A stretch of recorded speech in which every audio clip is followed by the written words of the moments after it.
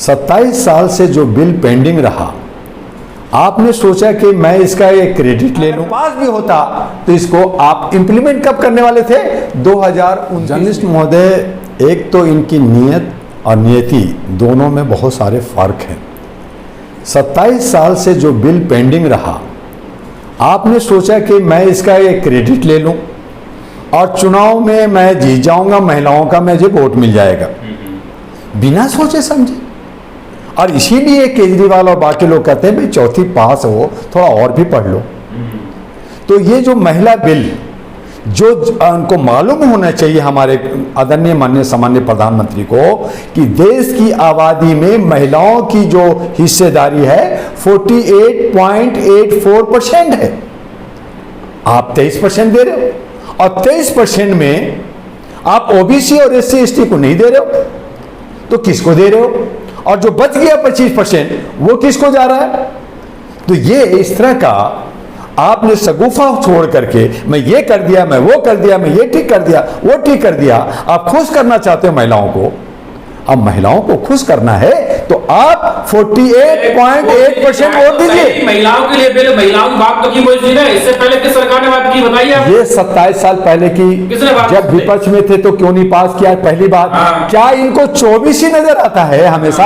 आपने 23 में, आपने 22 में, आपने 14 या 15 में क्यों नहीं किया? और फिर अगर ये आप पास भी, आपने लोकसभा में पास कर दिया, आपने लोअर में जो है विधानसभा में आपने क्यों रोक दिया? पहली बात। और अगर पास भी होता, अगर पास भी होता राज्यसभा में, पास भी करा देते, अगर रोक दिया कि आज ये त्रुटि हम इसको ठीक करेंगे, लेकिन अगर पास भी होता तो इसको आप इंप्लीमेंट कब करने वाले थे?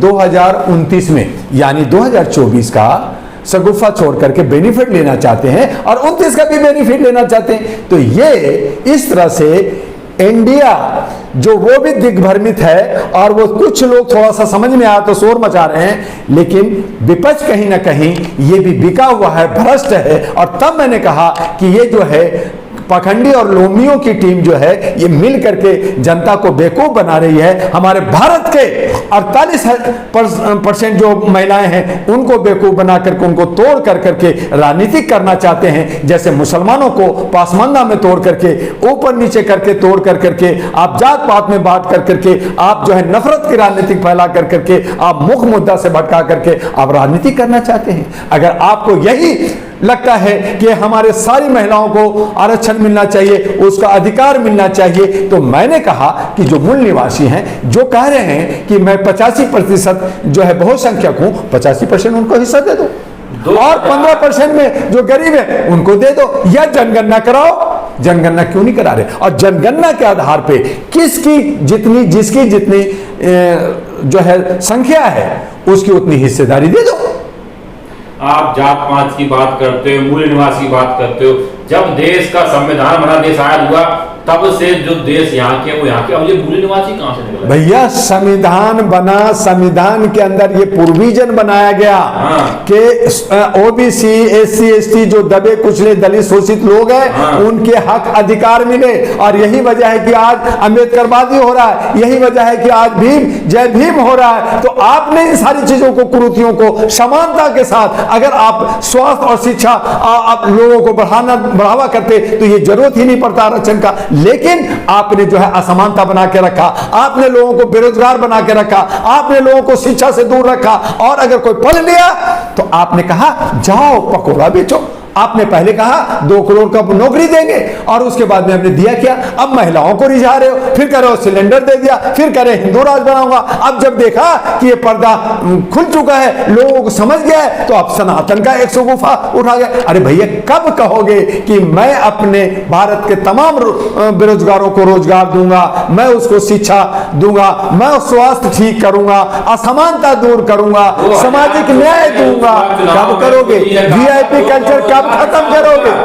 कब करोगे? बात की 2 करोड़ का हर साल दूंगा, 2014 में कहा था। हाँ, तो 2014 में दिया और 2024 आ गया, 10 साल पूरा हो गया, आपने कितना दे दिया?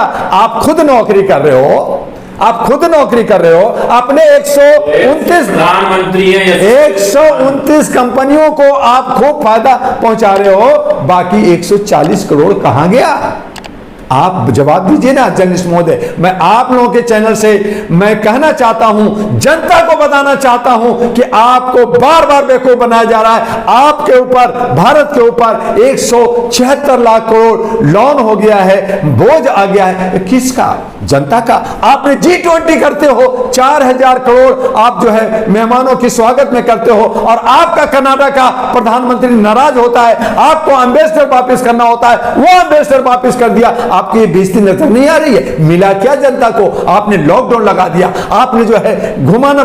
4000 करोड़ तो गवर्नमेंट का रिकॉर्ड है, और उसके आगे आपने क्या पता 4000 और 8000 करोड़ का आपने चूना लगाया जनता का टैक्स का, जनता का पैसा। जनता को 5 किलो राशन मिला सर, 2024 तक मिलता रहेगा। बहुत खुश रहिए, बहुत खुश रहिए मेरे बहुसंख्यक लोग, बहुत खुश रहिए कि 5 किलो कंकड़ वाला चावल मिलेगा और 5 लाख आपसे लूट लिया जाएगा। आप जो है 5 लाख टैक्स दोगे हर चीज पे।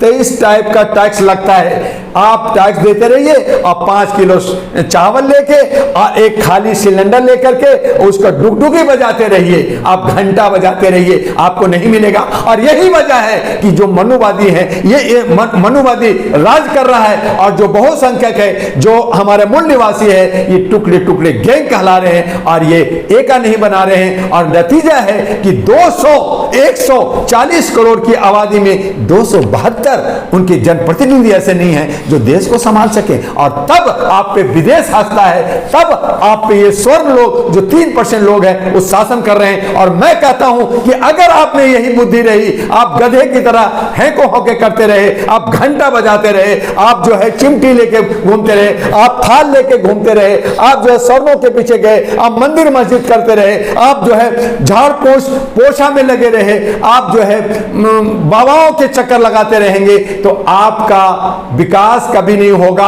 आप पहले भी गुलाम थे, आज भी गुलाम हैं, और आने वाले कल भी आप गुलाम रहेंगे। और आपके ऊपर जो कहा देश के प्रधानमंत्री ने कि मैं 2024 में आके झंडा फहराऊंगा, वो झंडा तिरंगा फहरेगा या भगवा, ये आप तय कीजिए। आप लोग जो हमारे बहुसंख्यक समाज है, उनको ही नुकसान होने वाला है।